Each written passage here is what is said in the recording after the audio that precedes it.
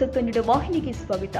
ಪಹಲ್ಗಾಮ್ನಲ್ಲಿ ನಿನ್ನೆ ಮಧ್ಯಾಹ್ನ ನಡೆದ ಘಟನೆ ಹೇಯ ಘಟನೆ ಎಂದು ಬೆಂಗಳೂರಲ್ಲಿ ಸಚಿವ ವಿ ಸೋಮಣ್ಣ ಹೇಳಿದ್ದಾರೆ.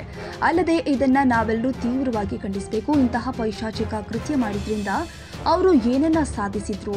ಜಮ್ಮು ಕಾಶ್ಮೀರದಲ್ಲಿ ಭಯೋತ್ಪಾದನೆ ತಡೆಯಲು ಕೇಂದ್ರ ಸಾಕಷ್ಟು ಕ್ರಮ ಕೈಗೊಂಡಿತ್ತು. ಇದು ಪಾಕಿಸ್ತಾನದ ಸಂಚಿನಿಂದ ನಡೆದ ಘಟನೆ. ಭಾರತೀಯರೆಲ್ಲರೂ ಇದನ್ನ ಖಂಡಿಸಬೇಕು. ಇಂತಹ ಕೃತ್ಯಗಳನ್ನ ಮಾಡಿದವರ ಮಟ್ಟ ಹಾಕುವ ಕೆಲಸ ಭಾರತ ಸರ್ಕಾರ ಮಾಡುತ್ತೆ. ಇವರು ಮನುಷ್ಯರಲ್ಲರಿ, ಹಿಂದೂಗಳನ್ನ ಟಾರ್ಗೆಟ್ ಮಾಡಿದ್ದಾರೆ. ಅವರು ಮನುಷ್ಯರು ಅಲ್ವೇ ಅಲ್ಲ. ಇನ್ನು 2-3 ದಿನದಲ್ಲಿ ಆ ಭಯೋತ್ಪಾದಕರನ್ನ ಮಟ್ಟ ಹಾಕುತ್ತೆ ನಮ್ಮ ಸರ್ಕಾರ ಎಂದು ವಿ ಸೋಮಣ್ಣ ಹೇಳಿದ್ದಾರೆ. ಜಮ್ಮು ಕಾಶ್ಮೀರದ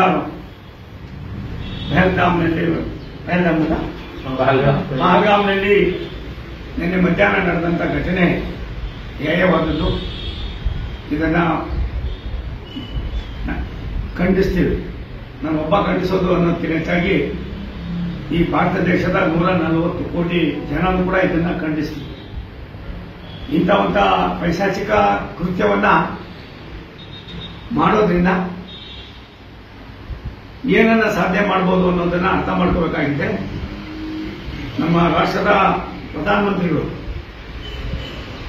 2 ದಿನಗಳ ಅವರ ಪ್ರೋಗ್ರಾಮ್ ಅನ್ನು ಕೂಡ ಕ್ಯಾನ್ಸಲ್ ಮಾಡಿ ಮತ್ತೆ ಭಾರತ ದೇಶಕ್ಕೆ ವಾಪಸ್ ಬಂದಿದ್ದಾರೆ.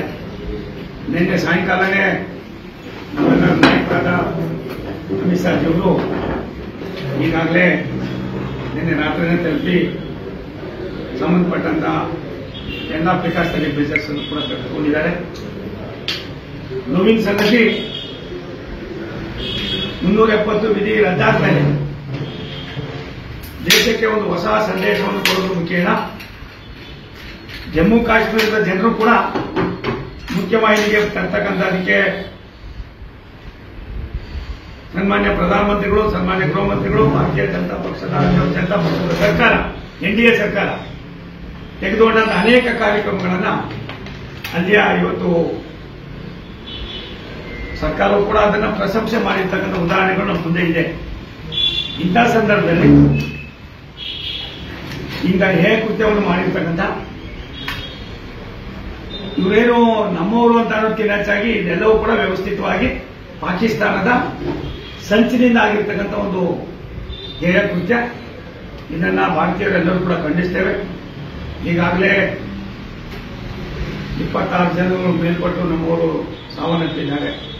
ಅವರ ಆತ್ಮಕ್ಕೆ ಶಾಂತಿ ಕೋರೋಣ. ಕರ್ನಾಟಕದವರಾದ ಮಂಜುನಾಥ್ ಅವರು ಶಿವಮೊಗ್ಗದವರು, ಡಾಕ್ಟರ್ ಭರತ್ ಭೂಷಣ್ ಮತ್ತಿಕೆರೆ ಅವರು, ಮಧುಸೂದನ್ ಬೆಂಗಳೂರಿನ ನಿವಾಸಿ, ಹಾಗೆ ಶಶಿಕುಮಾರಿ ಅವರು ಗಾಯಗೊಂಡಿದ್ದಾರೆ. ಇನ್ನೂ ಕೆಲವರಿಗೆ ಎಲ್ಲೇ ಲೇಟ್ ಆಗಿದೆ ಗೊತ್ತಿಲ್ಲ. ಎಲ್ಲವನ್ನು ಕೂಡ ವಾಪಸ್ ಅವರವರ ಸ್ಥಳಗಳಿಗೆ ರವಾನೆ ಮಾಡತಕ್ಕಂಥ ಕೆಲಸವನ್ನು ಭಾರತ ಸರ್ಕಾರ ಅದನ್ನು ವ್ಯವಸ್ಥಿತವಾಗಿ ಮಾಡಿಸ್ತಾ ಇದ್ದಾರೆ. ನನಗನ್ನಿಸ್ತದೆ ಇಂಥ ಕೃತ್ಯಗಳನ್ನ ಮಾಡ್ತಕ್ಕಂಥ ಎಷ್ಟೇ ದೊಡ್ಡವರಾಗಿದ್ರು ಕೂಡ ಅವರನ್ನ ಇಡುಮುಡಿ ಕಟ್ತಕ್ಕಂಥ ಕೆಲಸವನ್ನ ಭಾರತ ಸರ್ಕಾರ ಮಾಡ್ತದೆ.